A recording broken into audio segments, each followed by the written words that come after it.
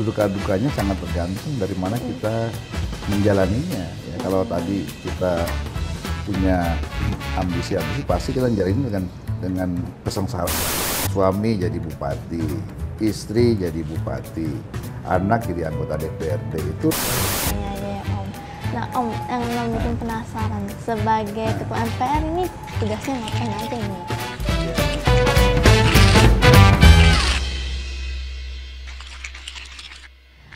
Halo pemirsa Kilat Lovers, kita bertemu kembali dalam acara Sinon Bertanya.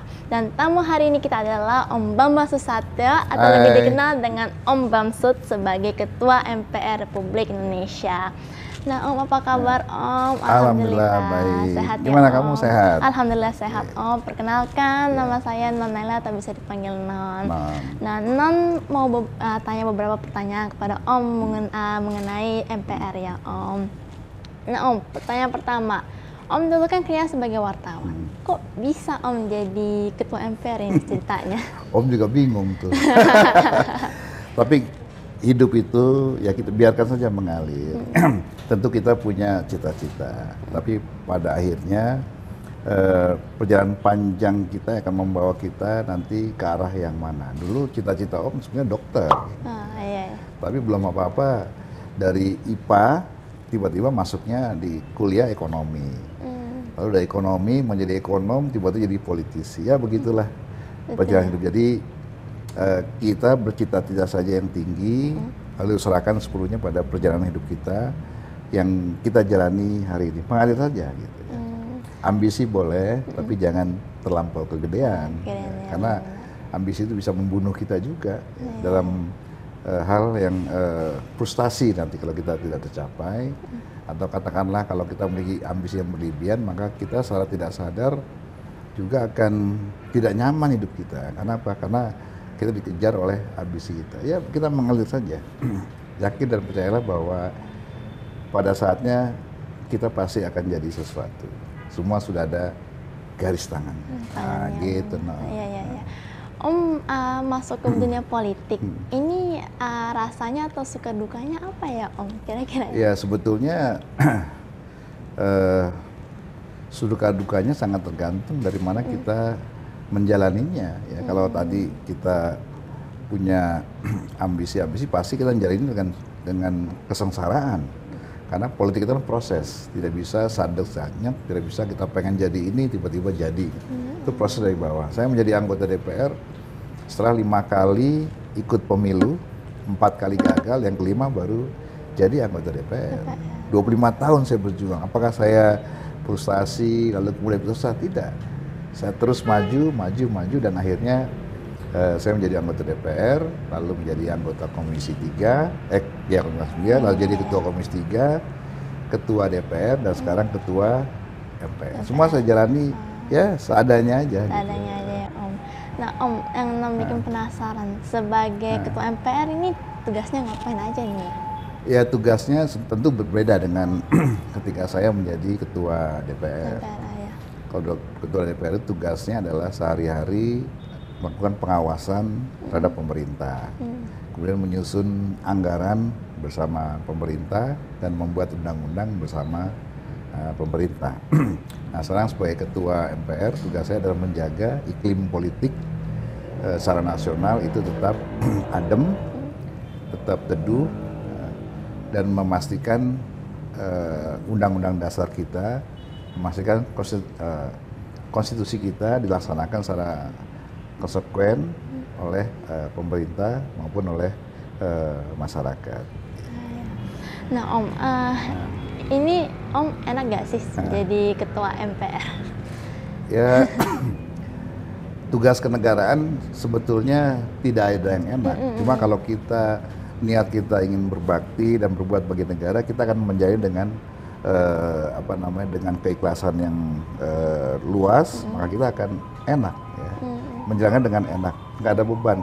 Yang penting tugas kita setiap waktu, setiap mata kita melek, bangun tidur kita pikir bagaimana menjaga bangsa ini tetap utuh, menjaga bangsa ini tetap dalam bingkai NKRI, dan mencegah riak-riak yang ditimbulkan baik oleh radikalisme, intoleransi, dan mendorong pemerintah melakukan tugas-tugasnya dengan baik untuk mesejahterakan masyarakat. Baik, Om. Jadi setiap tugas nggak ada yang enak. Nah, bagaimana kita menjalinnya saja. Menjadi wartawan apakah enak? Nggak enak juga. Menjadi guru enak nggak? Nggak juga. Tergantung kita, kalau kita menjaga ikhlas pasti jadi guru enak, jadi wartawan enak, jadi montir enak, jadi bankers enak, jadi apa juga enak kalau kita jalanin dengan ikhlas. Dengan ikhlas. Nah, Om, kan Ketua MPR itu lembaga tertinggi di Indonesia. Setelah Om jadi Ketua MPR nih, Om mau jadi apa lagi? Nggak ada, Om jalanin aja. Jalani hidup aja ya, Om. Baik, Dulu Om. saya nggak pernah bermimpi jadi ketua komisi. Saya tidak bermimpi jadi ketua DPR, apalagi bermimpi jadi ketua MPR. Semua Om jalanin aja gitu. Nah, Om, Non pernah dengar nama KKN? Bisa KKN apa sih? KKN korupsi, kolusi, dan nepotisme. Ya itu yang kita perangi pasca reformasi. Nah, sekarang ini saya nggak tahu apakah masih terjadi praktik-praktik KKN, tapi yang pasti pelajaran berharga pasca reformasi itu menjadi pelajaran kita semua. Tidak boleh ada praktik-praktik KKN yang ujung-ujung nanti merugikan masyarakat luas.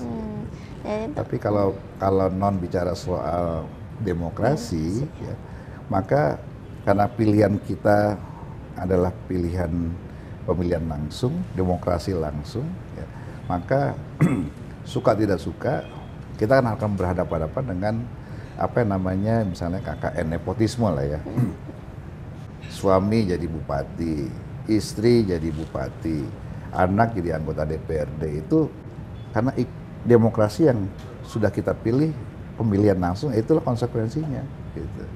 Ada seorang bapak bupati, nah kemudian dia sudah tidak bisa lagi mencalonkan bupati, nah, karena sudah 2 periode, maka didorong adalah istrinya maju jadi bupati, atau didorong anaknya jadi bupati. Begitu juga dalam posisi gubernur misalnya, ya sama saja, intinya itu sah-sah saja sejauh dia tidak memanfaatkan jabatan dan posisinya ketika dia menjabat untuk mendorong anak istrinya untuk mendapatkan jabatan yang lain. Baik, Om, kan Anda tahu kan korupsi, kolusi, nepotisme. Korupsi udah sering ada di berita, di OTT ya, operasi tangkap tangan. Tapi KN-nya ini nih yang nggak pernah kedengaran, nggak ada beritanya. Ya karena itu tersamar dengan misalnya nepotisme atau K-nya tadi apa? Kolusi, nepotisme. K-nya apa satunya? Kolusi tersamar dengan apa yang ada dalam sehari-hari. Kita nggak tahu apakah keputusan seorang pejabat itu ada kolusinya dengan apa yang diputuskan dengan pihak terkait atau tidak. Itu sulit kecuali ada pembuktian langsung. Kemudian nepotisme, apakah bisa disebut nepotisme kalau misalnya rakyat milih anaknya jadi anggota DPRD sementara bapaknya jadi bupati? Apakah salah istrinya kemudian dipilih oleh rakyat untuk jadi bupati ketika suaminya tidak lagi bisa maju bupati? Nah, itu nepotisme yang susah kita persoalkan karena pilihan demokrasi yang kita ambil hari ini. Nah, berpulang kembali kepada kita, kesadaran kita masing-masing. Sebetulnya harusnya kita mawas diri bahwa kalau sudah kita menjadi bupati, ya berikan kesempatan pada yang lainnya, jangan dari keluarga kita lagi misalnya. Tapi ya itulah. Tidak hanya di sini, di luar negeri juga ada klan-klan Kennedy, ya, klannya presiden-presiden yang lain yang pernah menjadi presiden di Amerika. Ya. Buat George Bush, Junior Bush, presiden. Ya begitu. Baik, Om, Nom mau tanya, TAP MPR dengan undang-undang dasar lainnya itu bedanya apa, Om? Kalau undang-undang dasar itu adalah konstitusi yang ada, TAP itu adalah keputusan MPR. Jadi lahir ketentuan yang ada di luar undang-undang dasar, tapi lebih tinggi dari undang-undang yang ada. Jadi tingkatan undang-undang itu adalah undang-undang, lalu TAP MPR, baru undang-undang dasar. Undang dasar adalah undang-undang yang paling tinggi yang dimiliki oleh negara kita, yaitu Undang-Undang dasar. Sumber daripada segala sumber. Sumber hukum. Iya, benar-benar Om. Nah, beralih ke bidang lainnya. Om, ini ketua IMI kan, Ikatan Motor Indonesia, lihat banyak piagamnya. Kok bisa Om jadi ketua IMI? Ya, itu salah satu hobi Om itu dalam kehidupan sehari-hari adalah otomotif. Ya, sehingga keterlibatan Om di sana ya hanya sekedar hobi. Tapi hobi itu ternyata juga bisa membangun jaringan, karena politik butuh jaringan. Jadi selaras dengan apa yang Om jalani sebagai politisi, ya, melebarkan sayap jaringan yang ada dari mulai anak muda, orang tua, lalu kemudian juga penggemar otomotif. Oh, juga punya jaringan di penggemar burung berkicau, penggemar burung paruh bengkok, macam-macam. Ya, ada lagi bela diri, ada menembak. Kebetulan Om juga pembina di Perhimpunan Kebun Binatang se-Indonesia. Jadi lingkungannya yaitu penggemar hewan-hewan. Nah, Om sebagai ketua IMI berarti biasa dong bawa balap mobil seperti itu. Ya, tugas Om adalah membina, melakukan pembinaan, melakukan pencarian bakat dari daerah-daerah untuk kita orbitkan menjadi pembalap nasional, bahkan ke menjadi pembalap internasional. Kita punya pembalap-pembalap nasional yang luar biasa, dan kita punya pembalap internasional juga. Ada Sean Glael yang kemarin juara dunia, ada pembalap motor yang juga berhasil di Moto3 kemarin ya. Cuma kita lagi dorong bisa masuk di MotoGP.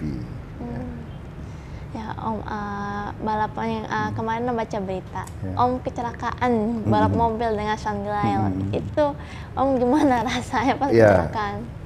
Kalau dalam olahraga kecelakaan tuh biasa, itu bagian daripada risiko yang kita. Main bulu tangkis saja kita jatuh, main bola aja bisa patah tulang. Nggak ada olahraga yang tidak ada risikonya, pasti ada risikonya. Kalau balap ya tabrakan, dibalik, ya itu risiko daripada seorang pembalapnya. Tinggal bagaimana dia menyiapkan dirinya ketika sebelum balap itu dari sisi keselamatan. Misalnya pengaman, seatbeltnya, lalu mobilnya layak atau tidak, itu yang harus diperhitungkan. Dan kebetulan mobil yang mau pakai kemarin layak, standar internasional, kemudian pengaman yang mau pakai juga bagus, sehingga tidak ada lecet, bahkan biru pun nggak ada. Saya maupun si Sean Glael aman-aman aja, nggak ada lecet sedikit pun juga. Alhamdulillah ya. Alhamdulillah, Tuhan masih memberkati. Amin. Om milih balap mobil atau balap motor? Dua-duanya. Karena hobinya ya motor ya mobil. Ya. Berarti Om banyak dong koleksi mobilnya. Ada motornya. beberapa, nggak banyak. Kalau banyak kan ribuan kan, 40 punya 1-2 ya 10-an adalah. Baik Om, mengenai ke hal lain juga. Om sibuk sebagai ketua MPR. Cara Om membagi waktu dengan anak-anak Om atau keluarga Om itu bagaimana? Ya, Om berusaha setiap waktu bersama-sama mereka. Bekerja sebagai ketua MPR, bekerja sebagai ketua umum IMI atau ketua umum yang lain, itu pasti ada waktu-waktu kebersamaan yang bisa kita lalui secara bersama-sama ya, kegiatan itu. Misalnya ada tugas sosialis 4 pilar ke daerah, kan Om bisa bawa anak-anak, ya, tapi tidak membebani negara dengan uang Om sendiri. Lalu kemudian ada pertandingan-pertandingan, Om bisa bawa anak-anak, bisa bawa istri, nonton sama-sama, ya semua kita lalui. Tapi yang pasti Sabtu Minggu itu untuk keluarga, tapi di luar itu bisa kita lalui secara bersama-sama. Misalnya Sabtu Minggu ada kegiatan MPR, Sabtu Minggu ada kegiatan IMI atau balap, atau kegiatan-kegiatan lainnya pasti Om ajak. Gitu. Om, anak-anak Om yang masih sekolah atau masih kuliah, apakah Om memaksa anak-anak Om untuk pintar seperti Om, jadi kelak menjadi? Dulu Om nggak pintar. Sekolahnya kadang nyontek. Emang nggak boleh ditiru ya. Dulu Om berkali-kali daftar di UI nggak lolos-lolos, makanya masuknya swasta. Nah, anak saya nggak ikut tes, diundang langsung 2 masuk UI, 1 ekonomi, 1 hukum. Yang paling besar dulu di Unpad, lalu kemudian ngambil notarisnya di UI. Jadi semua Om bebaskan mereka memilih sekolah masing-masing. Sekolah masing-masing, dan Om juga biarkan milih mereka berprofesi sebagai apa. Milih sekolah bebas, milih pacar bebas, bebas saja. Ya, kita kasih, tapi kita beri contoh yang baik ke mereka. Kalau kamu milih ini ya, ini akibatnya, itu aja. Semua pilihan dari mereka. Nah, ya baik Om. Kalau boleh minta nih Om, apa pesan-pesan yang ingin Om sampaikan kepada anak-anak Indonesia yang mungkin sedang menonton sekarang? Ya, yang penting adalah pertama harus patuh pada orang tua, hormat, sayang, itu penting ya. Lalu kemudian berbakti pada agama, ya, menjalankan keagamaan, nilai-nilai keagamaan secara konsekuen, beribadah, lalu berbakti bagi bangsa dan negara. Itu yang paling penting. Berbakti bangsa dan negara apa? Misalnya sekarang harus patuh protokol kesehatan, ya kita patuh supaya kita tidak menyebarkan pandemi misalnya. Lalu kemudian sekolah yang rajin mendapatkan nilai, karena dengan begitu maka itu bisa membantu negara, membantu beban negara.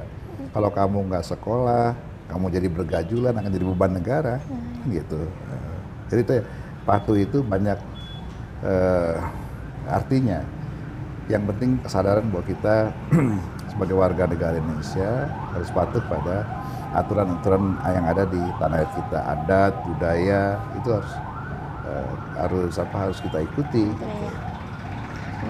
Terima kasih ya Om. Beres sudah. Oke guys. Terima kasih Om. Terima kasih untuk Kilat Lovers yang sudah menonton video ini. Jangan lupa subscribe di bawah dan nyalakan loncengnya ya. Dan juga sampai ketemu di konten Sinar Bertanya selanjutnya. Bye.